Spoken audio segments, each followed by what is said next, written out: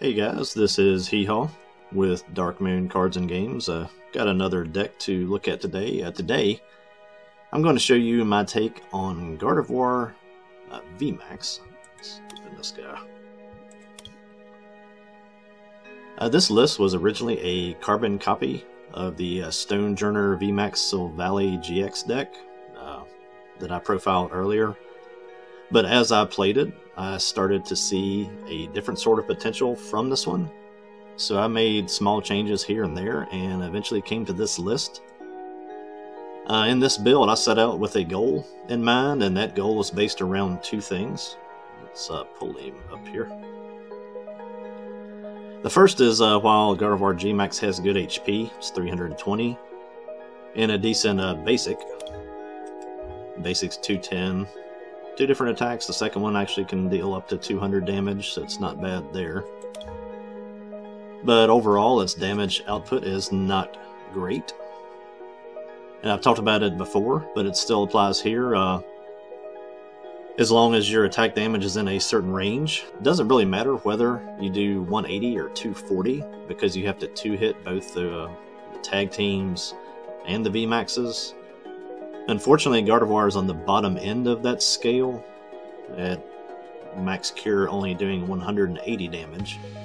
I think 210 or 220 is probably more optimal, as those get the majority of the Vs, but 180 times 2 is 360, which can take out almost everything.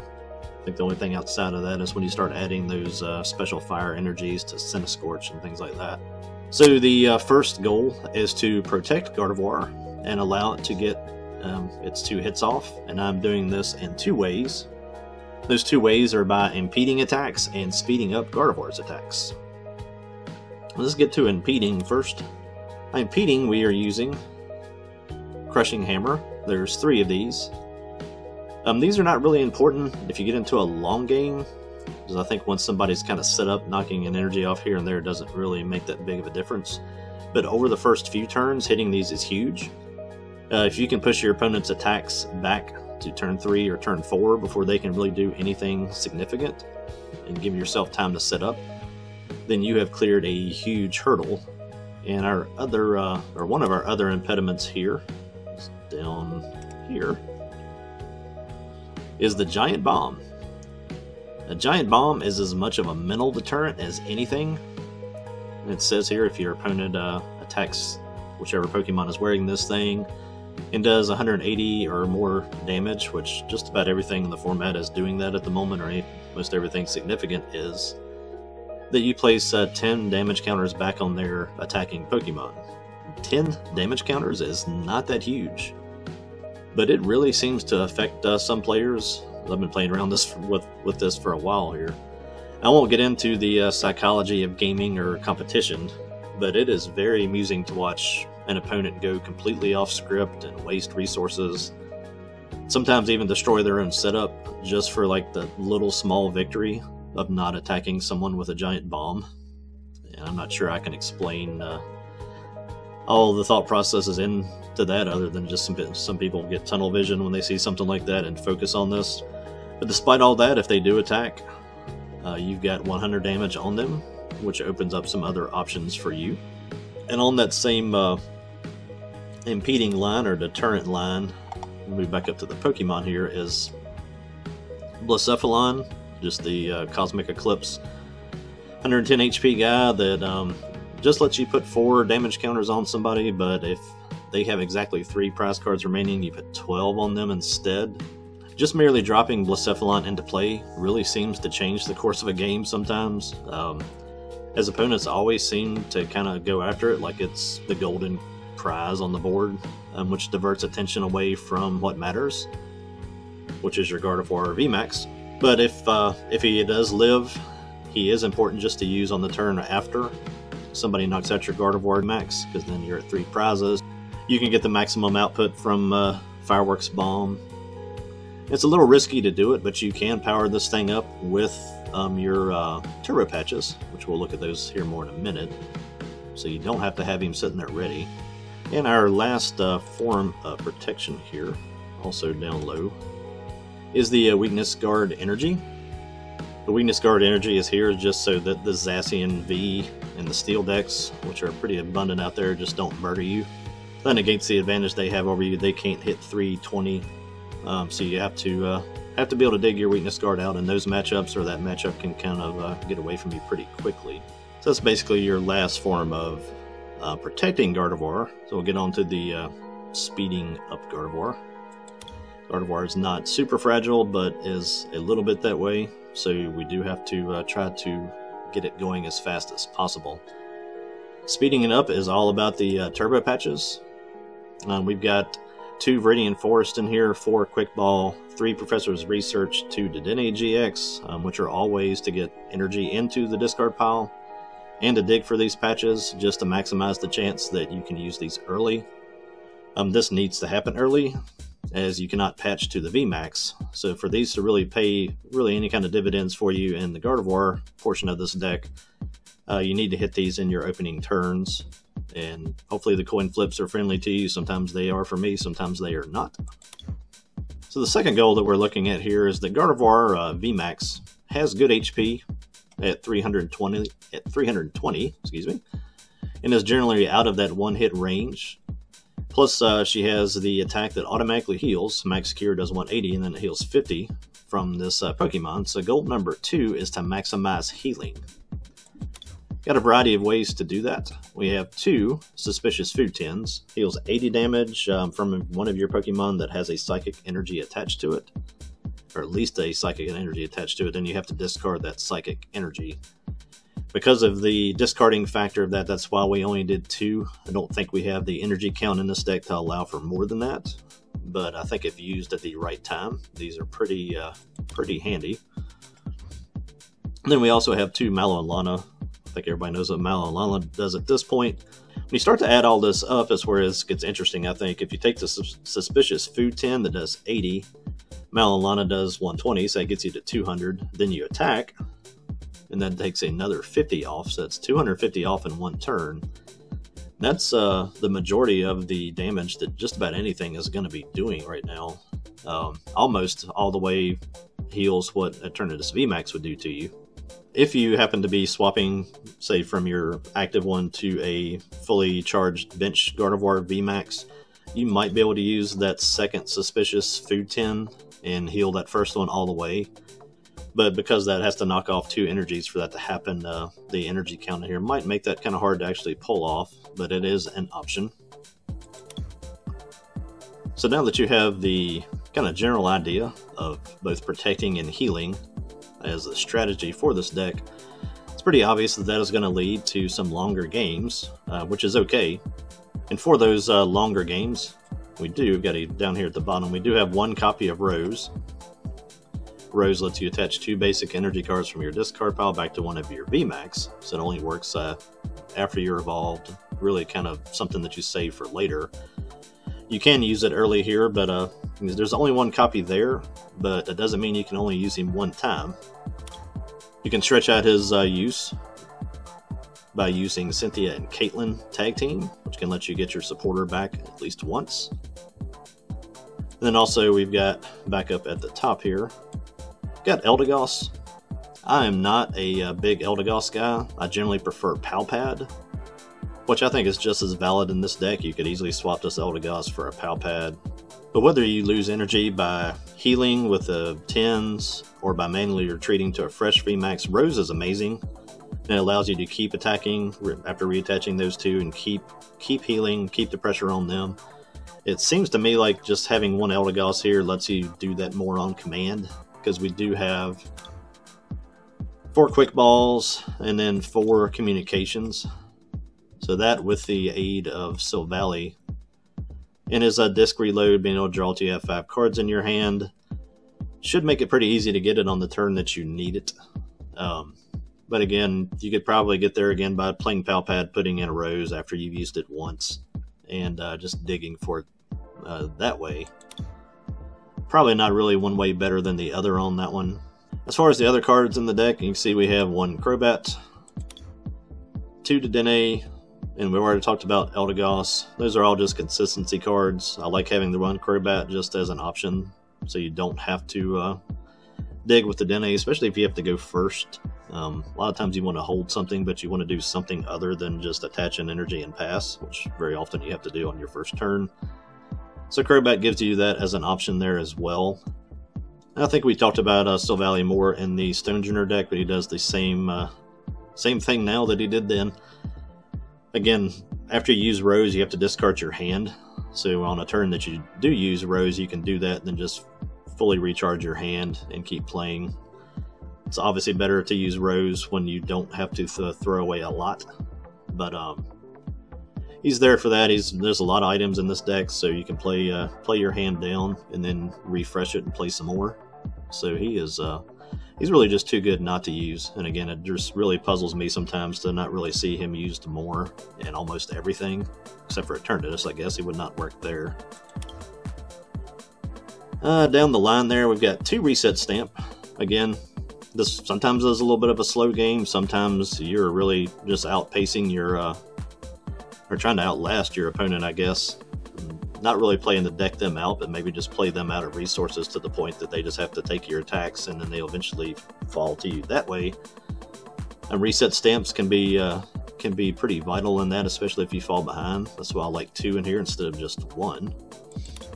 And we got 2 Marnie as well, which again, you can turn that back into 3 or 4 of those if the game goes that way and you need to with Cynthia, Caitlyn, or Eldegoss. But controlling, getting rid of those massive hands that a lot of people get just by the way this game plays at the moment, where they have that 9 or 10 card hand, put it back into 4. I guess the last thing to really look at here is the energy count. In this one, you can see we only play 7 Psychic Energies and then plus that 1 Weakness card. In the early sort of trial games with this list, I had multiple games wrapped up, and then I would do something stupid with either healing or an energy attachment in the wrong place and lock myself from having enough energy to attack for the rest of the game, and just lost games that I should have won if I played a little smarter. So you have to keep your eye on that. Definitely in your first chance to search your deck, you want to count and see what's available and what's prized, and have that number in your head so you know whether or not you can afford to use Suspicious 10, or if you're going to have to rely on Rose maybe earlier than later. A lot of things to think about in this one. I know Gardevoir is a popular character. Let's pull her back up there. Also a very nice looking card. I have not seen this card be used effectively in the format. I've seen those kind of obligatory, here's a new card and a video of me using it kind of videos that happens whenever a set comes out, but I haven't seen any real serious attempt to play it. I think this one has potential, because unfortunately it is not easy, and definitely not as plug and play as something like Eternatus. So there, again, unfortunately, I guess, if it's unfortunate to you, a little skill is involved in this one. But if that is a style that appeals to you, then put this deck on your radar. I think you'll enjoy it. And I guess enough talking about it here. Let's play a game or two and take this one out for a spin and see what we see. Alright, so lost the coin flip on this one. Looks like I am going first, which is not terrible. I think we can do something with this hand. It's not outstanding, but and it looks like we are playing Charizard VMAX with a Giovanni's Exile in it. I had to read that. That's interesting. Excuse me. That's a maybe not a bad card to use, really, to get rid of the Denes after you use them, so they're not just sitting there as fodder for ADPs to take out.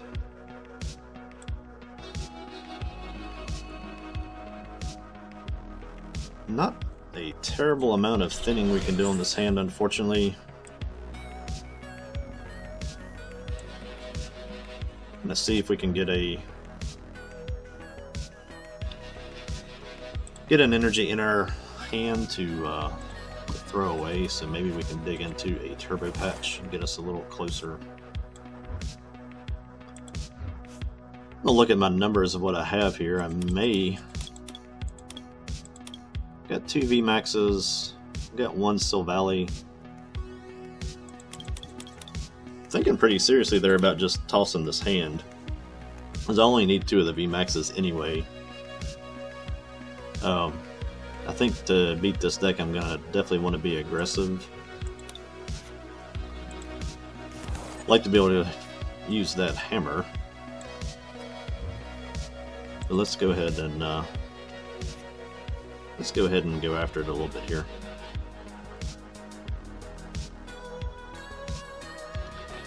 Don't think you're ever really benefiting from doing a first turn reset stamp.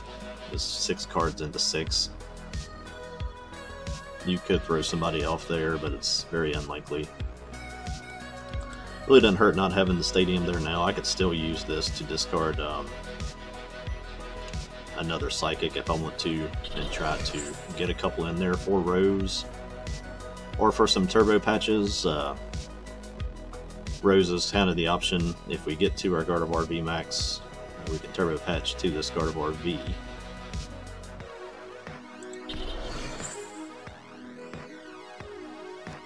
Especially starting with Charizard, not having a Volcanion start is going to make it a little slower. So maybe we'll buy us a turn or 2.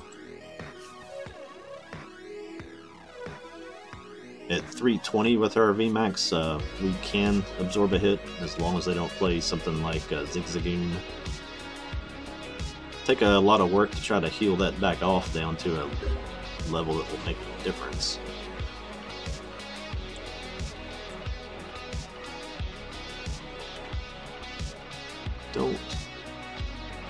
You could get to the Fire Spin in 1 more turn. That's the only worrisome thing there. Which I think if they do, I can live with that. Got 1 energy, and we do play just 7 Psychics in here, so I don't want to get too crazy with the energy.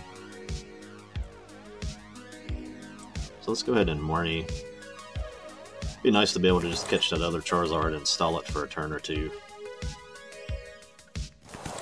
But we don't need to do that yet, and we can give ourselves a little bit of protection here.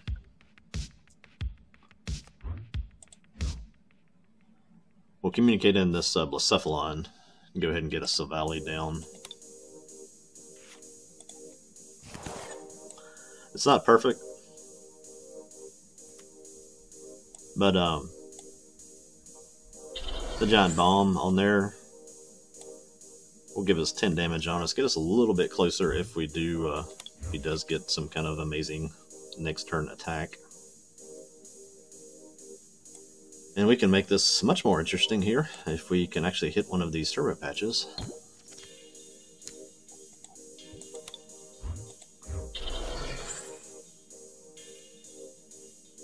As oddly enough, just enough to kill the Charizard if he attacks us.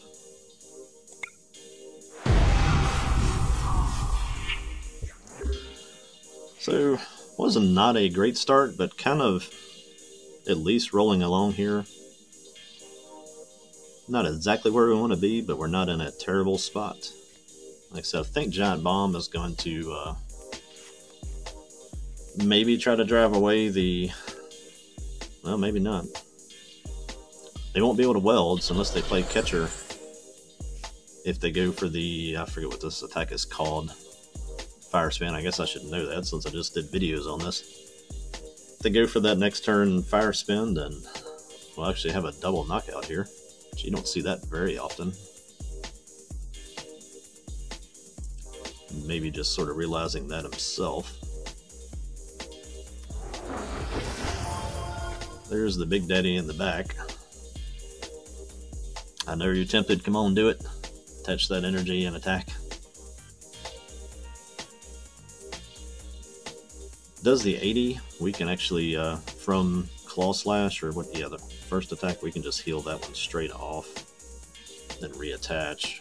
So, might actually get some use out of our suspicious food tin. I think we definitely put him into a quandary of what to do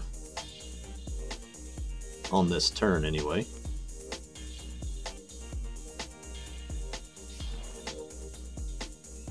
Eldegoss, get him Well, he just has a welder, so it's the only choice. I don't think he wants to do that yet.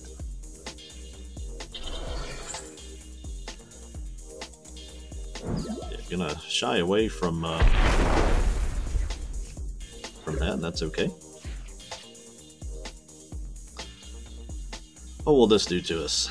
This will get us back. So let's heal off 80. And we will reattach. We'll do the Gardevoir thing. And we'll do the Valley thing. I don't really... We got 2 stamps. We could dig. I want to make sure we've got a stamp here later. Let's go on and do that.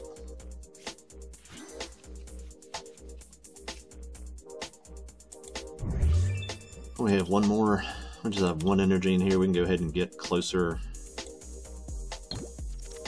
for our other Gardevoir, or not. So he will be a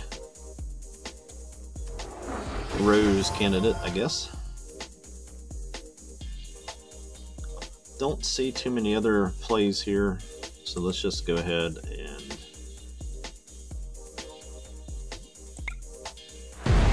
we're at 180 down. One more round of that, we'll take out that guy.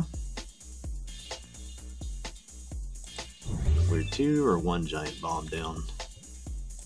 Got another giant bomb in there.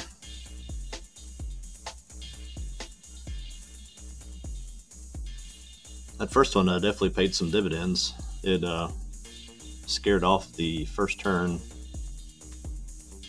or I guess that was a second turn, but would have been a double knockout situation. Kind of forced this Charizard up.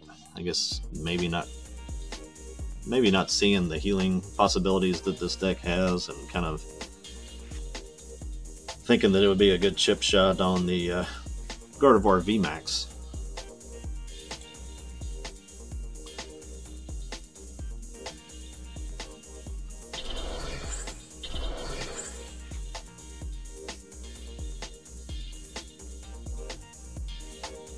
We got 1 knockout here, and then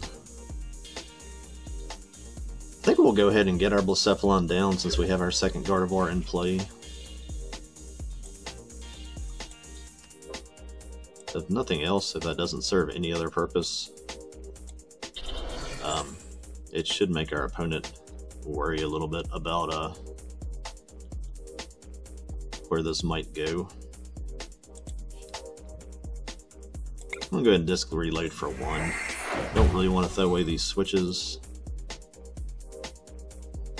That's interesting. We could go ahead and take out this Charizard.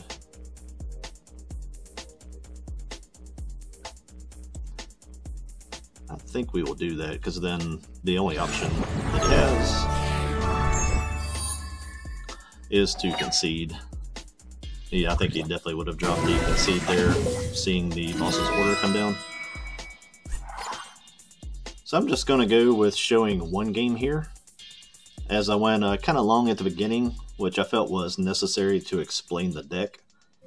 And that's what I'm after in the making of these videos anyway. I want to do what we're not allowed to do at the moment, which is teaching the game like we normally would be doing at League. Just Pokemon's not allowing us to do that at the moment. I had several other matches to show. I had wins over Eternatus, Mewtwo, Mew GX tag team, which is kind of a slaughter. I didn't really think it would be, but as it's weak to Gardevoir, it's actually a very strong match for this deck.